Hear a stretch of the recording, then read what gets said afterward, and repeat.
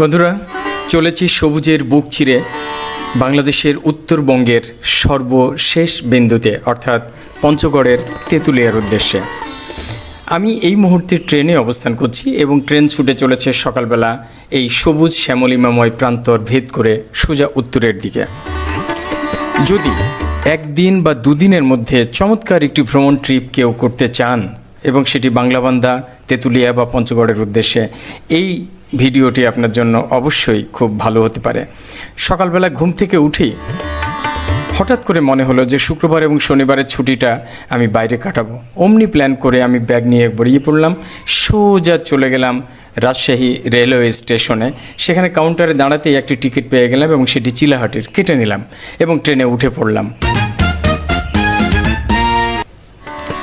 Train ছুটতে থাকলো, আমি ট্রেনের সঙ্গে সঙ্গে ছুটছি আর মনে মনে ভাবছি কাঞ্চনজঙ্ঘার দেখা পাবো তো, কারণ ইদানিং অনেকেই কাঞ্চনজঙ্ঘার ছবি পোস্ট করছেন।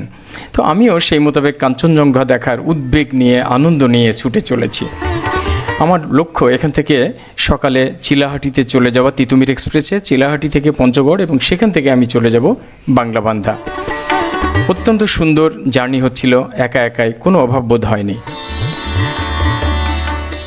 রাস্তার মধ্যে ফুলবাড়ি পার হওয়ার পরে সম্ভবত, অর্থাৎ পার্বতীপুরের আগে, এই সুন্দর ভবনগুলো মাঠের মধ্যে দেখতে পেলাম। সম্ভবত কোনো ইন্ডাস্ট্রি হবে, পরে একটু আন্দাজ করতে পেরেছি। বন্ধুরা, ট্রেনের মধ্যে বসে যে সবুজ দেখব সেটিও জানালার উপর দিয়ে দেখতে হচ্ছিল, কারণ জানালার কাঁচটি ছিল ভাঙা ধূসর। কিন্তু মনের আনন্দ কমেনি। অবশেষে চিলাহাটি স্টেশনে পৌঁছে গেলাম দুপুর 1:45টার দিকে। চিলাহাটি স্টেশনে পৌঁছার পরে এই মাহিন্দ্রা সিএনজি ধরে, অর্থাৎ 3 হুইলার ধরে, এই চমৎকার সবুজের মধ্যে দিয়ে চলেছি পঞ্চগড়ের উদ্দেশ্যে। ডান দিকে আপনারা যে বিল্ডিংগুলো দেখতে পাচ্ছেন, এগুলো সীমান্ত ঘেঁষা বিল্ডিং, অর্থাৎ বিএসএফ ফাঁড়ি। আমরা ইন্ডিয়ার সীমানার একদম কাছ দিয়ে চিলাহাটি থেকে পঞ্চগড়ের উদ্দেশ্যে যাচ্ছি। প্রচুর সুন্দর এই এলাকাটি, চারিদিকে সবুজ আর সবুজ, আর মাঝখান দিয়ে ইন্ডিয়ান সীমান্ত রেখা, তারকাটার বেড়া। এইটির একদম পাশ দিয়ে একটি অন্যরকম থ্রিল বা অনুভূতি লক্ষ্য করছি। আর কিছু দূর যাওয়ার পরেই পেলাম এই চমৎকার বাঁশ বাগানের মধ্যে দিয়ে সুন্দর এই পিচঢালা রাস্তাটি। আমার এত ভালো লাগছিল আজকের এই ভ্রমণটি, যেটি বলবার মতো নয়। মনে প্রচণ্ড একটা আনন্দ সারাক্ষণ উকি দিচ্ছিল। যাই হোক, পঞ্চগড়ে পৌঁছে গেলাম। পঞ্চগড়ে পৌঁছে দুপুরের খাওয়া দাওয়া শেষ করে বাসে উঠে বসলাম। 80 টাকা মতো ভাড়া এবং প্রায় 40 মিনিট মতো সময় লাগবে এখান থেকে তেঁতুলিয়া যেতে। আমার বাস ছুটতে শুরু করলো পঞ্চগড় শহরের একদম মাঝখান দিয়ে। আমি বসে আছি একা এবং চারপাশের দৃশ্য দেখছি। পঞ্চগড় মানেই পাথর, পঞ্চগড় মানেই বালি, পঞ্চগড় মানেই সবুজ চা। আপনারা এই মুহূর্তে যে চা বাগান দেখছেন, এটি ইন্ডিয়ার। আমাদের বাম পাশে এই যে চা বাগান, এই চা বাগানটি ইন্ডিয়ার। পাশে যে ঘরগুলো দেখছেন, তারকাটার বেড়া, সবই ইন্ডিয়ার। এই জায়গাটি খুব রোমান্টিক, একদম ইন্ডিয়ান সীমানা ছুঁয়ে আমাদের রাস্তাটি বাংলাবান্ধার উদ্দেশ্যে চলে গেছে। আপনারা যারা ভ্রমণ পছন্দ করেন, তাদের জন্য এটি একটি রোমাঞ্চকর জায়গা অবশ্যই হতে পারে। বন্ধুরা, পৌঁছে গেলাম তেঁতুলিয়া বাজারে। তেঁতুলিয়া বাজারে বাস থেকে নেমে একটি ভ্যানে উঠে পড়েছি আমার হোটেলের উদ্দেশ্যে। আমি মাত্র 10 টাকা ভাড়া দিয়ে আমার হোটেলে চলে যাচ্ছি। সেখানে গিয়ে কিছুটা বিশ্রাম নিয়ে তারপরে আবার বের হব। আমি হোটেল থেকে বেরিয়ে এই যে চলে আসলাম কাঞ্চনজঙ্ঘা ভিউ পয়েন্টে। দূরে দেখতে পাচ্ছেন একটি ব্রিজ। এই ব্রিজটি ইন্ডিয়ান সীমানার মধ্যে এবং এই নদীটিও ইন্ডিয়ান সীমানার মধ্যে। বাট এই নদী তীরে বসেই বাংলাদেশের সমস্ত দর্শকরা যত রকম আনন্দ এবং উদ্বেগ, যত উৎকণ্ঠা, যত রকম তাদের ভালো লাগা প্রকাশ করেন। এখানে এই নদীটির পুরো সীমানাটাই ভারতের মধ্যে। আমাদের শুধু এই পাড় থেকে উপরের দিকে, এবং এখানে অনেকগুলো পিলার, সীমান্ত পিলার একদম এই পাড়ের নিচেই দেখতে পাবেন, যার নিচে আমাদের যাওয়া উচিত নয় বা যাওয়া যায় না। ওপারে বিএসএফ ক্যাম্প, প্রচুর পরিমাণে চা বাগান। আর এই যে এখানে দুটো ছেলে দেখতে পাচ্ছেন, একটা ছেলে একটা মেয়ে, এরা স্থানীয়। এরা আমার সঙ্গী হয়েছে। আমার সঙ্গে নানান বিষয় গল্প করতে করতে তারা এগিয়ে যাচ্ছে। কি আনন্দ আমারও লাগছে যে একটা সঙ্গী পেয়েছি। ওরাও খুব মজা পাচ্ছে আমার সঙ্গে গল্প করতে।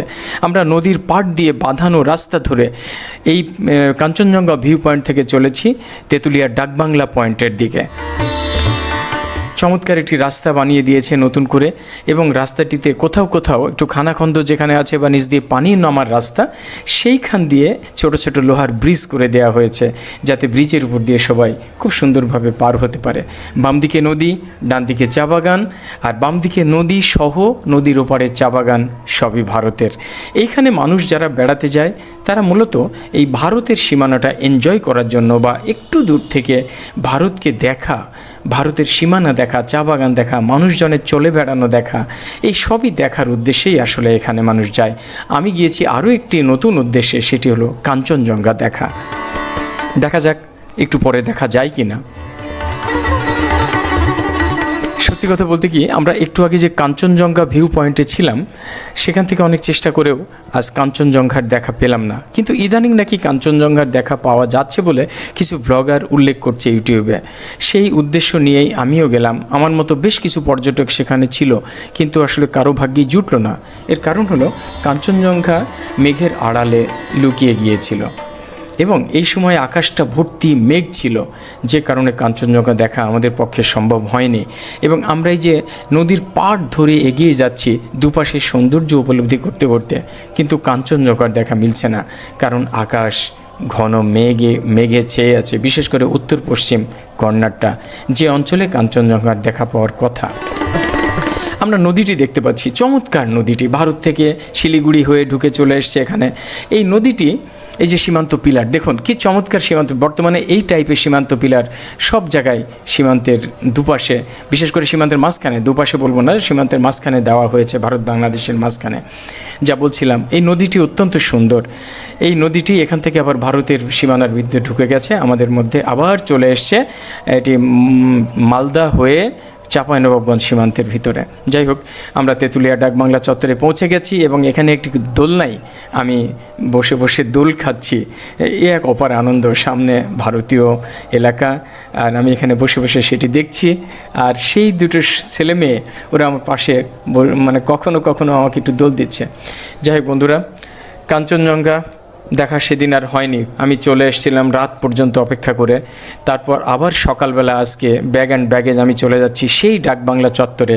এখন সকালবেলা আমি নাস্তাও করি নাই, এই ভ্যানে চড়ে আবার সেখানে যাচ্ছি, দেখি আজকে আবার দেখা যায় কি না।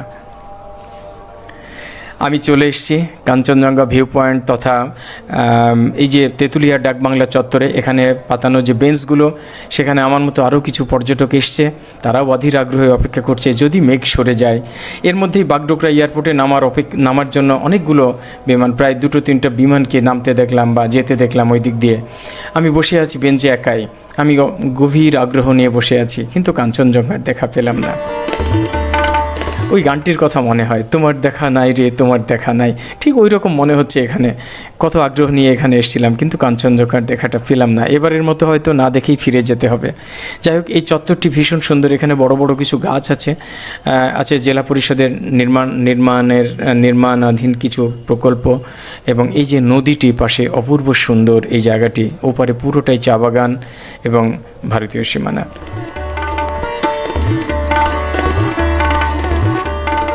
সাধারণত এই সেপ্টেম্বর অক্টোবর মাসেই এখানে কাঞ্চনজঙ্ঘার দেখা মেলে, আবহাওয়া যদি পরিষ্কার থাকে। আজকে দুর্ভাগ্য, আবহাওয়া পরিষ্কার নেই বলে আমি সেটা দেখতে পেলাম না, বা আমার মতো কোনো পর্যটকই সেটি পেল না। তবে এই জায়গাটি বসে থাকতে কিন্তু দারুণ ভালো লাগে। যদি আপনি ভ্রমণ পিয়াসী মানুষ হন, এই নতুনত্ব আপনাকে হাতছানি দেবেই, ডাকবেই।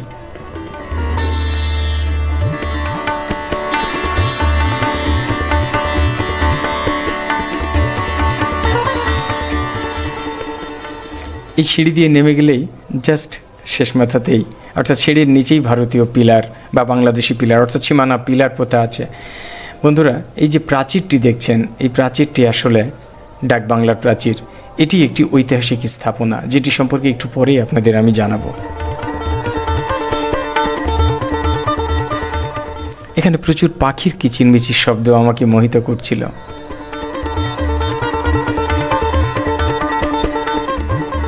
দেখুন গাছগুলোতে কি অবস্থা, অনেক পুরনো গাছ, তার অবয়ব দেখেই বোঝা যাচ্ছে। এই সুন্দর নদীটিতে অনেক পানি থাকবে বলে আশা করেছিলাম, কিন্তু যেয়ে দেখলাম হতাশ হলাম, পানি নেই। পানি শূন্যই বলা যায়। বর্ষা মৌসুমেও বা বন্যার মৌসুমে এইরকম শুকনা শুকনা অবস্থা।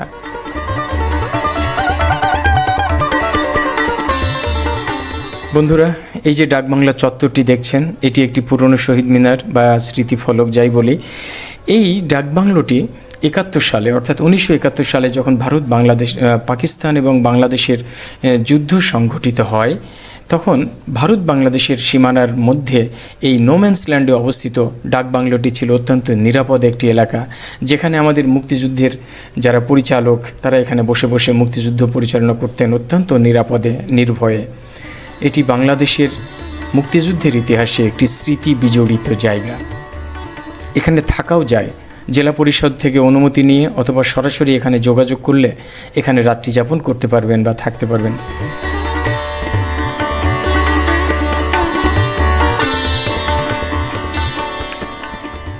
অবশেষে দেখা না পেয়ে চলে আসলাম পঞ্চগড় রেল স্টেশনে এবং এখান থেকেই দুপুর 12টার পরে আমার 12:10 পঞ্চগড় এক্সপ্রেস নামে একটি ট্রেন টিকিট কাটা আছে নাটোর পর্যন্ত, আমি সেখানেই ফিরে যাব।